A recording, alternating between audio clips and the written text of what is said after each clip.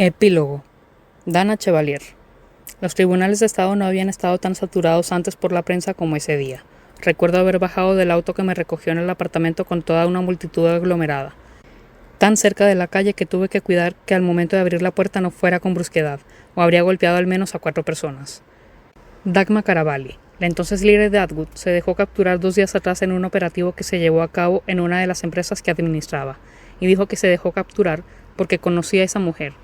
De haber querido seguir evadiendo las redadas y a la policía, podría haberlo hecho.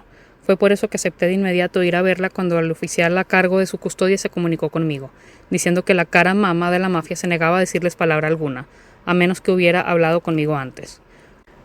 Un pedido que los hizo sospechar primero y registrarme después, encontrando a Kenai como la única conexión existente entre nosotros. Al descubrirlo, lo único que hicieron fue verme de mala manera. No hubo preguntas al respecto. Por sus propios motivos decidieron ignorar el tema. Ahí me di cuenta de que seguía existiendo gente que no estaba de acuerdo con lo que yo era. No me importó tanto como antes. Fui llevado a una sala especial, con una pantalla que ocultaba a las personas de la mirada feroz de la líder más temida que tuvo Atwood desde sus orígenes. Ellos se escondían de ella, y a mí me dejaron a su merced, sin saber que lo primero que haría al verme sería abrazarme como una madre a su hijo herido, un hijo que partió a la guerra por años y volvió derrotado, desfigurado y medio muerto. Hablamos por horas. Me contó de su hija, quien recientemente había muerto por culpa del cáncer, una enfermedad brutal que tenía todo su odio contra la que no podía hacer nada. Mencionó que era la misma enfermedad que se llevó a Lai. En ambos casos los médicos se volvieron inútiles. No pudieron hacer más que darles una estimación de vida y encomendarlos a Dios. Le pregunté por qué estaba ahí. Respondió que se sentía cansada y harta de todo. Empezaba a sentir que comprendía a Kenai en sus momentos grises. Entendí esa fascinación anhelada que tenía por la muerte. Me dijo también que quizá ella la deseaba también. Quería descansar de todo, ya que sus motivos y propósitos estaban cumplidos o apagados. La familia que una vez tuvo se iba perdiendo, y ella no era tan fuerte como para quedarse hasta el final, siendo la última que diera testimonio de cómo se destruyeron por completo. En Atwood apenas si la necesitaban. Las nuevas generaciones pensaban a su imagen y semejanza, sacando lo mejor de la organización sin que la jefa se los ordenara. Ya eran polluelos que volarían libres, lejos del nido de mamá. Su hija murió joven, así que no tenía que hacerse cargo de ningún nieto abandonado. Lo único que le preocupaba estaba en esa sala, acompañándola con una mirada rota y triste. Volvíamos a ser iguales, hermanos de dolor y compañeros de lágrimas, soñadores que buscaban la muerte y un descanso eterno en el que pudieran ser felices. Sonrió satisfecha y dijo al concluir: «Espero que nos veamos de nuevo en algún lugar en el que nuestros finales no sean trágicos». Y yo le respondí: «Te veré de nuevo en su historia. Repetiremos esta escena en la tuya, y finalmente podremos encontrarnos una vez más en algún lugar lejano que no sean las páginas de un libro».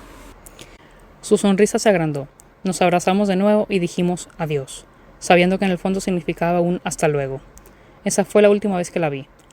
La ejecutaron el día siguiente y yo partí a su lado un mes más tarde, cuando mi historia pudo cerrarse con un punto final que dejaría atrás nuestro para siempre. Para siempre tuyo, Dana Colin Chevalier. Cuento original. El cuento de las camelias rojas. Un mundo corrupto, lleno de agonía, perdición y miseria.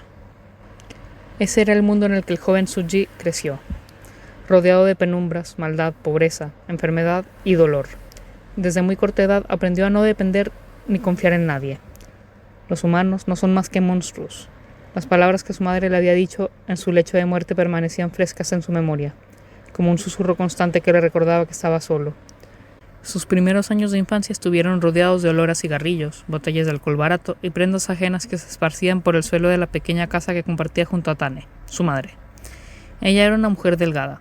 Su apariencia era no muy diferente a la de un cadáver. Esto debido a la palidez de su tez, un color casi cenizo. Suji no podía recordar un momento en el que aquella mujer, hermosa a pesar de ya no estar en sus mejores años de juventud, lo acarició o siquiera llamó con cariño, con amor.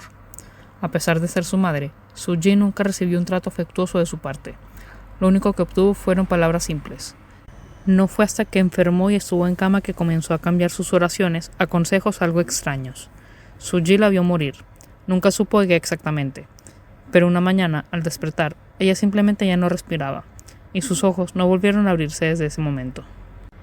Hubiera llorado. Suji hubiera soltado lágrimas si tan solo sintiese algo más por ella que simple respeto por haberlo mantenido con vida en un mundo tan miserable como aquel. Suji jamás entendió cómo lo pudieron traer a un mundo similar al infierno, aun cuando él no pidió obtener vida. Nunca se sintió especialmente gratificado con Tane, por lo cual no se vio en la necesidad de llorarle o en la obligación de deberle algo en cuanto ella ya no estuvo más.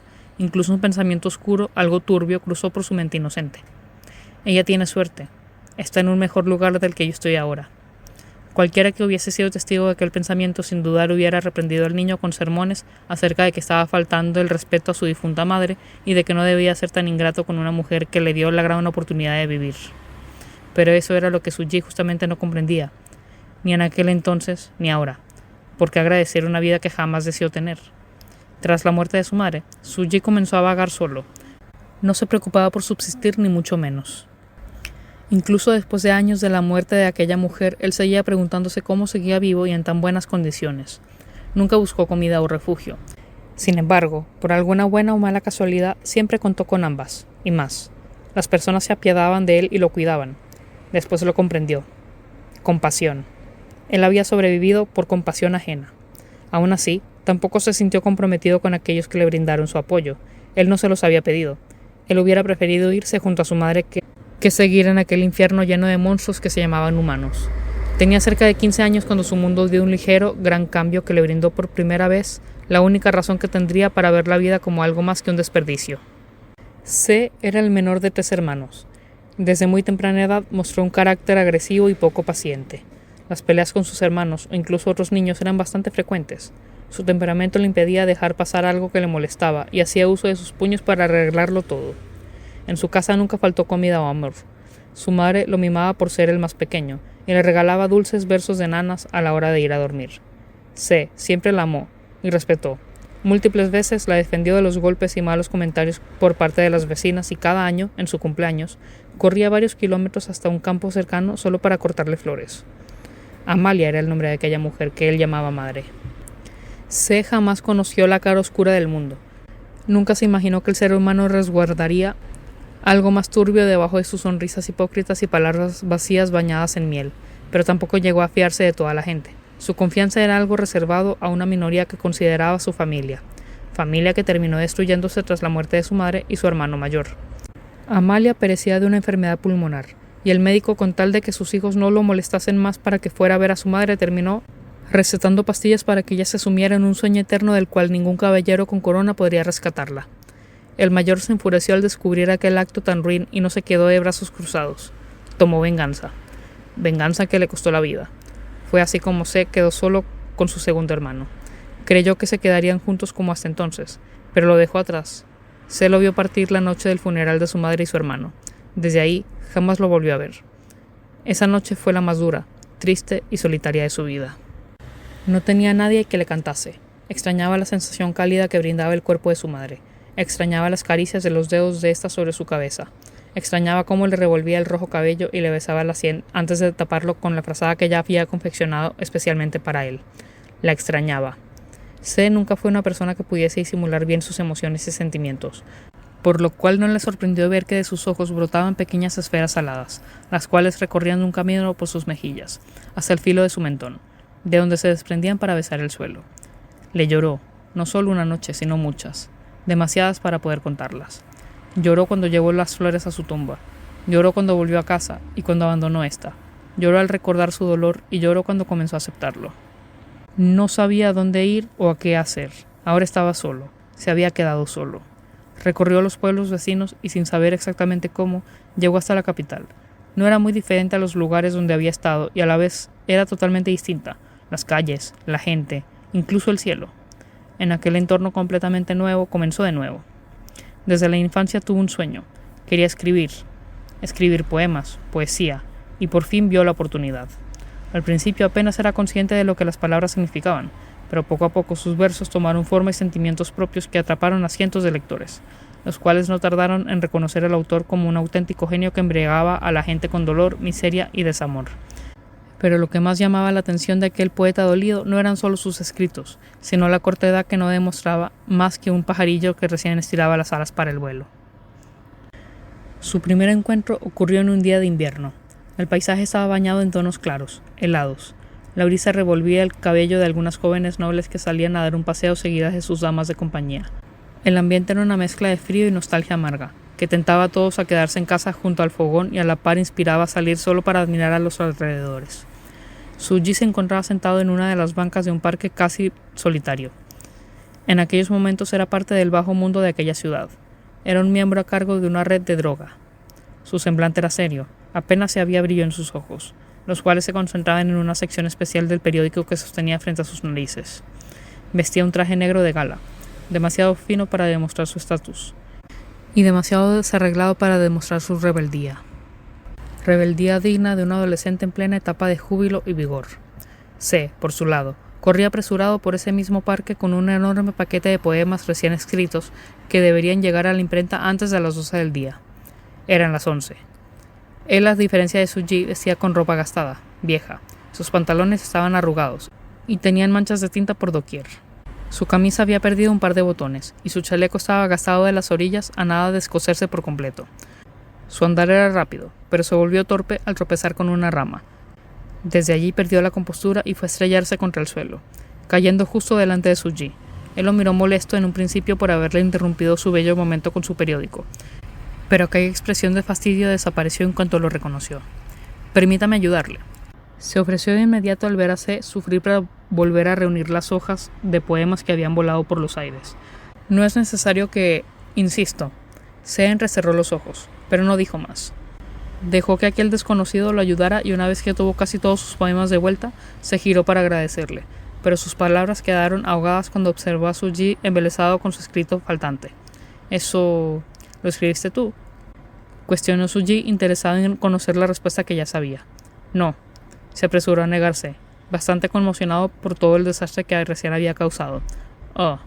Suji le entregó el poema y luego sonrió, con una sonrisa traviesa que de seguro derretía a diario cientos de corazones. Se habló de forma precipitada. «Agradezco su ayuda y lamento las molestias. Ahora debo irme». Después de decir aquello, el joven comenzó a caminar, esta vez con más cuidado, pero se vio detenido por una mano que lo tomó firmemente del hombro. «Eres un buen mentiroso. Veamos hasta dónde llegan tus palabras carentes de realidad». Suji lo soltó después de eso y se marchó por el lado opuesto al que C iba, llevándose su periódico consigo. C se quedó confundido, pero dejó de prestarle importancia al desconocido y a sus palabras en cuanto se dio cuenta de la hora. Había tardado demasiado en caer y recoger sus papeles. Ahora debía correr, una vez más. Aquel encuentro solo fue el comienzo. Cientos de veces después, ambos jóvenes se encontraban de forma inesperada o planeada. Suji le sonreía o lo saludaba. C se molestaba por las repentinas acciones de ese desconocido y salía corriendo. No pasó mucho para que ambos se acostumbraran a aquellos encuentros furtivos que sin darse cuenta los fueron acercando.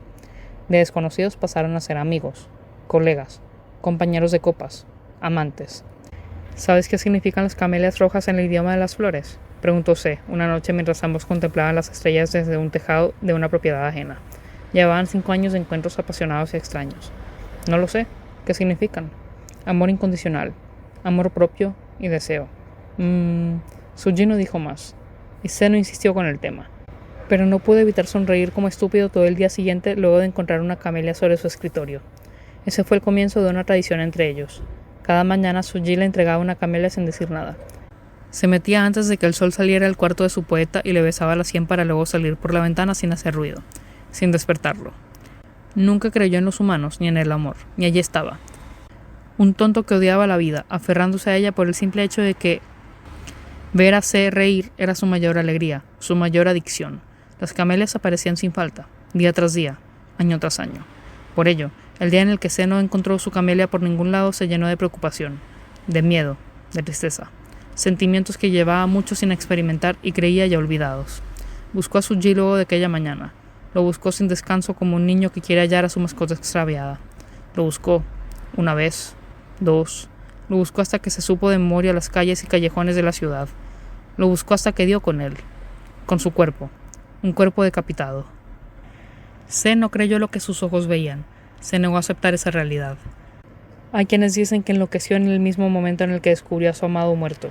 Enloqueció y perdió el control de sí mismo, de su cuerpo y de sus pensamientos. Aquella muerte fue demasiado para asimilar, y antes de que se diera cuenta ya había alzado su puñal contra su propio corazón, perforándolo. El cuerpo de C cayó sobre el de Suji. La sangre de ambos se mezcló y formó un charco escarlata a su alrededor. un charco que tiñó de rojo la camelia blanca que se encontraba metida en uno de los bolsillos de la túnica de Suji. Una camelia que envolvía con sus hojas una cajita que a su vez resguardaba el tesoro de un bello anillo dorado de compromiso. Cuando encontraron ambos cuerpos días después, nadie supo qué fue exactamente lo que pasó. La sociedad especuló sus teorías y cada quien optó por creer la que más le gustaba. Un joven asesinado por la misma mafia que le juró protección. Un joven que vivió odiando la vida hasta que ésta le presentó una razón para seguir adelante. Un amante despechado que enloqueció por perder a otra persona amada. Y terminó con su vida usando aquellas hermosas manos que miles de veces empuñaron un lápiz en vez de un puñal. Unas manos que trazaron letras sobre pergaminos y dieron vida a poemas. Una historia de amor que fue secreta y mal vista a los ojos del mundo una vez que se dio a conocer. Dos amantes que lograron ayudarse mutuamente y sanar viejas heridas, y que por un accidente del destino se volvieron lo mejor en la vida del otro. Dos chicos que hubieran tenido que esconderse ante el mundo. Dos corazones que trazaron sus caminos entre poemas, palabras y camelias. Es curioso, ¿no? El amor puede ser doloroso, pero hermoso. Sin embargo, la sociedad lo deforma queriendo establecerle criterios propios, estándares, queriendo volver un sentimiento puro en un monstruo, justo como lo son ellos. Una historia basada en la vida de Dana Colleen Chevalier.